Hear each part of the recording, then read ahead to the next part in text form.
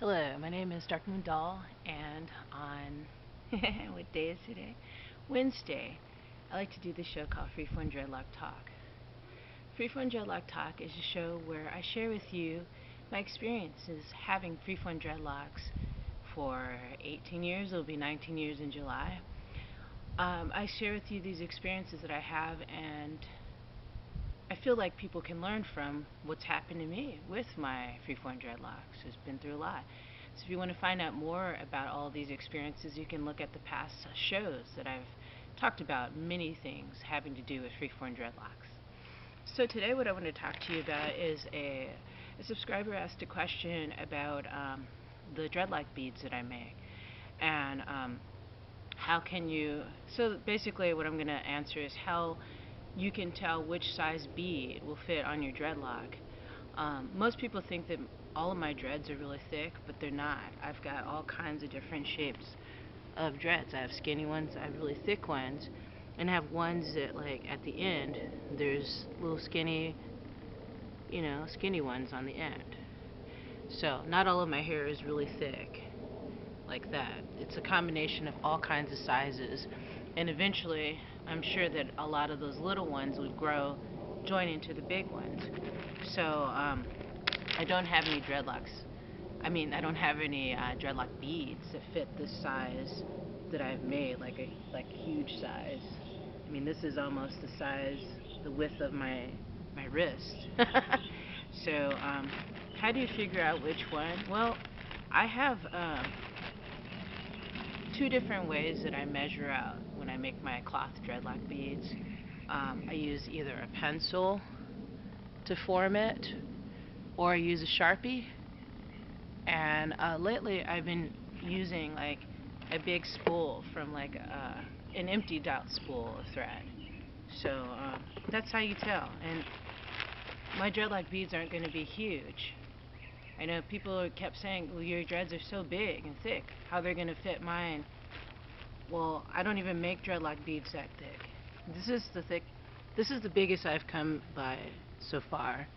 And I plan on making ones that are thicker for people who want to wear dreadlocks on their thick beads.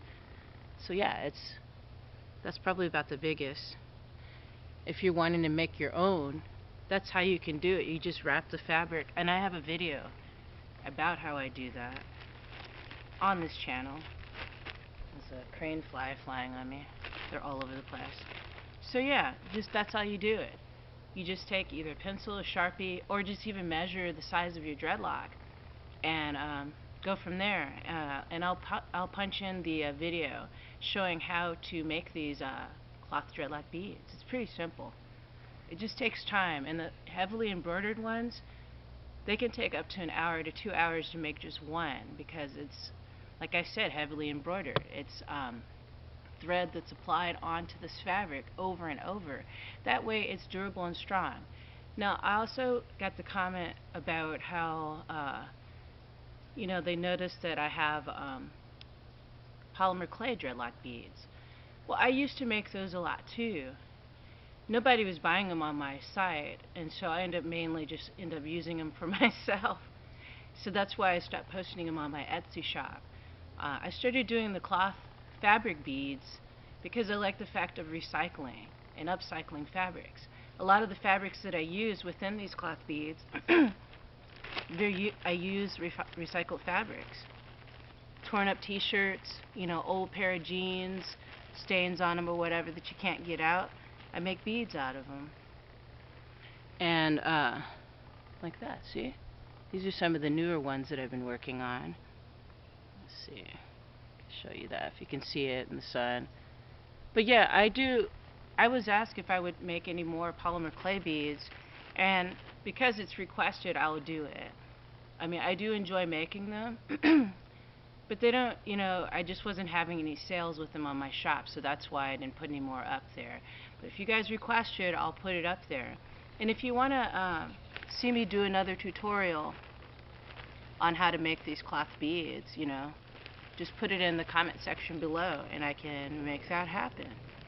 So yeah, these are pretty simplistic looking, but they take a lot of time.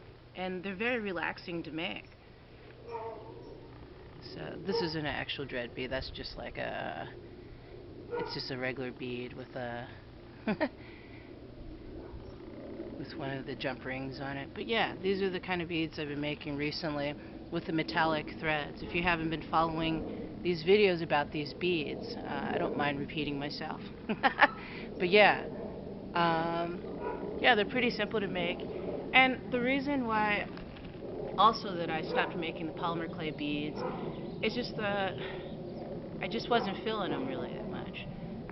I've been really interested in using fabrics, more textile type of work lately, but I do like to do polymer clay too. So yeah, once I get the clay in, I'll start making some more and I'll put them on my shop. You can also ask me if you'd like to have a commission piece, a specific type of design that you want on it, you can do that. You can even email me too if you want to get more elaborate with what you need to tell me. So my email address is blacknails31@yahoo.com. So yeah, pretty simple. Also, I wanted to mention something about the fabric beads as well, the embroidered ones, is that if you accidentally leave it in your dreadlocks and you get them wet, you can dry them outside. It's no big deal, but with the polymer clay ones, you want to make sure you don't wear them in the shower. That's my suggestion. I don't know what anybody else suggests. Because what I do after I make the polymer clay beads is I'll put a coating of Mod Podge, which is a sealant, and it helps to seal in the design that's on the bead, and it also helps to protect it from breaking. So yeah, you wouldn't want to shower with those polymer clay beads in your hair. So I actually think that the fabric beads are a lot more durable than the polymer clay beads, but they're both beautiful anyway. So yeah, I hope you guys enjoyed this show today. Yeah, my dreads pretty much are doing the thing like they always do. If you guys have any questions, please feel free to leave them in the comment section below, specifically about Freeform Dreadlocks. Thank you for your likes and shares, and yeah, thank you for commenting. I really appreciate it. Thank you all the subscribers that have subscribed to this channel. I deeply appreciate it. And yeah, just appreciate yourself for how you are. People talk about going through some ugly phase with dreadlocks in the beginning. There's no ugly phase to me. Every phase is beautiful if you just are content in the moment, right now. Exactly. I mean, it's that simple. Or maybe not so simple for some, but alrighty guys, I hope you're getting out to enjoy Mother Earth like I am, and I'll see you soon. Peace.